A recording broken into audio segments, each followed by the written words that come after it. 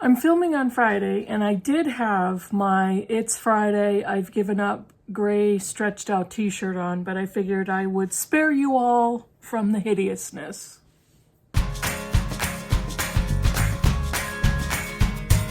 Hey Booktube, it's Kim at middle of the book march, and this is my bookish week for Saturday, May 7th. Hi. I'll get it together. So this is my bookish week, exactly like I just said. And I didn't actually finish reading any books this week, but I have plenty to talk about. And just thought I'd have a chat with you at the same time. I feel like I'm in a slump, and I don't normally experience reading slumps, but April was tough, and I think it kind of knocked me off of my reading groove. And I've been trying to get back on the path, get the train back on the rails, because we went off the rails a little bit. So I think that contributed to my slump. And right now I'm reading fantastic books. Now, I continue to learn more about myself as a reader. And at my age, you may ask yourself, why haven't you learned this up until now? And I have, and it's been a process. It's been a lifetime of being a reader process. And what I'm discovering more and more with every book I pick up, the things that I know I'm going to love and the books that I know are going to succeed. And I've been accomplishing that by picking up pretty much anything. Oh, well, that looks good. I'll read that one next. And I'm discovering that if I'm in a mood, it could be nothing wrong with the book, but I simply realize I'm not interested in this, and I won't be. So I'm going to get rid of that one. I'm going to unhaul it or however. I give a lot of books away. I donate a ton of books. I definitely don't keep every book I buy, especially if I hate a book, I'm going to get rid of it. And if I DNF a book, I will usually get rid of that. Unless, and this is a weird pet peeve, if I DNF a book from an author that has written many books that I've read and liked, I will keep it. I did that with Margaret Atwood. I did that with The Testaments by Margaret Atwood. I can't bear to get rid of it. I just can't. I don't know why. So, yeah, and I'm looking at my shelves, and I stare at them every day. It's something I love to do. It gives me comfort. And I'm looking around and I'm thinking, I could get rid of so many because I've had so many for so long, or I've picked up so many at 50 cents and $1 library sales that, at those prices, I usually think, why not? And I'll just pick it up, and it looks good, and I've seen it somewhere and somebody said it was good. And then I realize I'm not that interested in reading it. And I usually will pass those on to a friend who has a partnership and with another friend who they go online and they sell books. So it's been interesting at, realizing at this stage in my life, I still have so much to learn about myself. And I still have so many things I'm discovering that I love and don't love. I realize, hey, I need a light book this week, or I need to read something fun, or yeah, I'm in the mood for something more serious, or yes, I want to read something very poetic, or I want to read a classic. So I've got a big pile of new releases that I've purchased, and I'm like, I got to start getting to those. And I did pick one up that I started. I'll show you that in a little bit. And to me, new releases are books that are usually still in hardcover or have come out in the last year or so. And there are times that I've been so anxious to get that I will buy a new release, and I find myself not reading it right away. That's like, what's the point? Why do I not bother to wait for it to come out in paperback? Or, I don't know, am I getting caught up in the moment or caught up in FOMO? Probably. But I'm not sorry that I have them. And I, once in a while I get a little more or overly rational, and I tell myself, just wait for it. Wait till you can get it at bargain or paperback. It's like, yeah, I'm not sorry for anything I've purchased. And I don't typically put purchasing limits on book buying until I get an emotional feeling like, whoa, I got to slow the brakes, pump the brakes, slow the car, because I don't need to continue to buy as quickly as I am. And let's do that more purposefully. That's another thing I'm learning is, patience. And I don't need to buy everything in a panic thinking I'm not going to be able to acquire it. I will. And it's, I don't know. I'm not even apologizing for purchasing books because I'm not sorry, but I'm feeling a certain way. So I'm going to change the way I'm purchasing and I'm behaving for my own tranquility and my own peace of mind. So I think that's all I wanted to say. But yeah, it's been a little rough the last month or so. But I think I'm getting back on track. With a few bumps. I had a few DNFs this past week, and which was too bad because both of these books I was really excited for. This one is Frank McCourt's Teacher Man, and this was like $1. This was $1 purchase at a library sale just recently. It's in brand new condition, so I'm not going to be at all sorry that I decided to DNF this. And I didn't even read the physical copy. I was listening to it on audio because he narrates and his voice, I love his Irish accent and I love the tone of his voice and I love the inflection and the mood that he puts into his narration. But it didn't work for me, and I loved Angela's Ashes. I've read it several times. I really liked Tis, his second installment, and this is his third installment in his memoir series. The content in this book, and I didn't get too far. I think I got like 15%. He covered a lot of his teaching career in his second memoir, so I was getting bored. And he's also got a lot of kind of stereotypes about teaching and about immigrants at the point in time that he was teaching, being a brand new teacher. And I was just like, I don't really want to listen to it. And yeah, I think the buzz faded.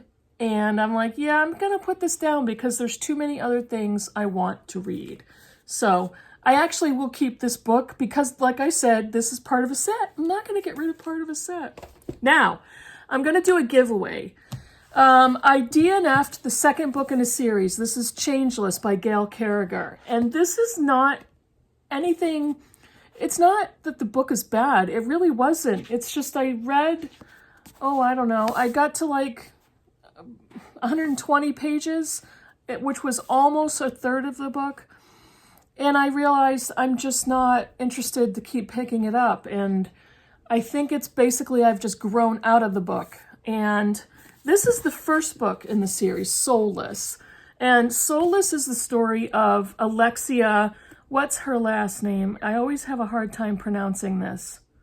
Alexia Terabati is called a soul. She's a paranormal being, and she's a soulless person, which basically means when she touches another paranormal being, they lose all of their powers. So she has quite a bit of power in the paranormal community.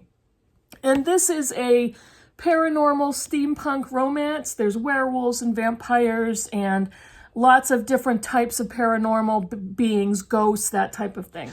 So this book was super fun. I actually really loved this, and I read this a few years ago. So Changeless was the second in a series of 5 books. And that's the one I DNF'd. And if I DNF the second one, I'm not really going to continue with the series, even though I own the whole series of 5 books. And here they are. Let me see if I can hold them up. Those are the 5 books in the Parasol Protectorate series. Soulless, Changeless, Blameless, Heartless, and Timeless. Now, if you are interested, you may have these. I will send them to you. I will ask for $5 for shipping. I have PayPal. I only will be able to ship these domestically in the US. I apologize in advance. But if you are interested in this type of a series, let me know in the comments below. If I get enough people, I will do a little random number generator, or if I only get a few, I might pick just the first person who responds. But it's a super fun series of books, and if you're interested, please let me know. I will gladly send them to you. $5 for shipping. Now, let's see, what do I want to talk about next? I hauled one book. I pre-ordered this one, And I'm actually putting a lot more thought into where and how I'm buying my books. This one I bought brand new, but I bought it from Thrift Books. And Thrift Books does offer new books. So I pre-ordered this one. They were having some sort of deal. I don't remember if it was free shipping or whatever. But this is Emily Henry's Book Lovers. Now, Emily Henry wrote Beach Read, which my Critical Chicks book group and I read and loved. We absolutely loved it. I thought it was super fun. Contemporary romance. Her second book was People You Meet on Vacation, and I started that book and I didn't finish it. I think it was at a point where I just was not interested. But this one I'm interested in, and it just came in yesterday, and it's gonna yet be another fun read, I hope. And I'll get to this when maybe over the summer. I don't typically, put books in categories of summer reads, and, I don't do that. So it's not like I'm going to purposely save it for the summer, but we'll see when I get to it. But this is a fun one. I'm looking forward to it. Now, I am currently reading officially 4 books. The Ursula K. LeGuin volume is I still have that open in my currently reading, but I also have 3 additional books that I'm currently reading. Oh, George Eliot. I am listening to Daniel Deronda on audio, narrated by Juliet Stevenson. This is my hard copy that I initially read with Alba from Seriella. We buddy read this and Middlemarch in my first year in Booktube, 2020. But we're both big George Eliot fangirls, and this and Middlemarch kind of go neck and neck for which one is my favorite. But Juliet Stevenson is a spectacular book narrator, and I'm listening to this one, and very slowly, and it's a super long narrated book. It's 30-something hours, I think, so that'll take me a while. I am rereading I Know Why the Caged Bird Sings by Maya Angelou for the Critical Chicks book group in a week. We meet and talk about this one in a week. And again, this is a modern classic. This was first published in 1969. So, and I love this brand new copy. And I just started one of my new releases. I just started The Book of Jacobs by Olga Takarchuk. I think I've got that right, Takarchuk. And so far so good. I've read a very, very little, 20-something pages. Now this is a weird book because the page numbers go in reverse order. So it starts off page 900, I'm not kidding, 965. And I stopped on page 954. So I've only read 11 pages. But yeah, and this book is super heavy in hardcover. So when I'm done filming, I might stay at my table, at my dining room table, and just lean this on the table and keep reading this one. But in those 11 pages, the writing is excellent, so I'm looking forward to that. And then what else? I will be starting a buddy read with Britta on Monday, I think. We are going to be reading Out. Her copy is very different than mine, but this is by Natsuo Karino, translated from the Japanese by Stephen Snyder. And I am really looking forward to this one. This is about Tokyo suburbs. 4 women work at the graveyard shift at a factory, and they're all burdened with debts and husbands and alienated from their husbands and children, and they're dreaming of a way out. And one of them, a young mother, finally cracks and strangles her philandering, gambling husband. And this is the story of how the 4 women team up and what they do.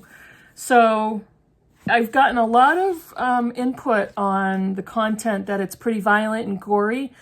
I don't know. I'm still here for that. I'm here for this book. I am not a horror fan, but I don't think this is going to be horror. I think this is going to be more literary fiction with some serious content. And I'm really looking forward to this. I always have a great time buddy reading with Britta, so that starts on Monday. What else do I have? I think that's about it for the bookish stuff. Yeah. there's a library sale next weekend that I'm going to try to go to, and this is in a town in Massachusetts that I'm very familiar with, but it's one that I've been to once before COVID, and they're doing a $10 a bag of books sale, and that's really tempting me. I have no qualms about going to library sales to buy books at all. Zero qualms, zero guilt. Because the prices are so thrifty, and I've gotten so many jackpots that way.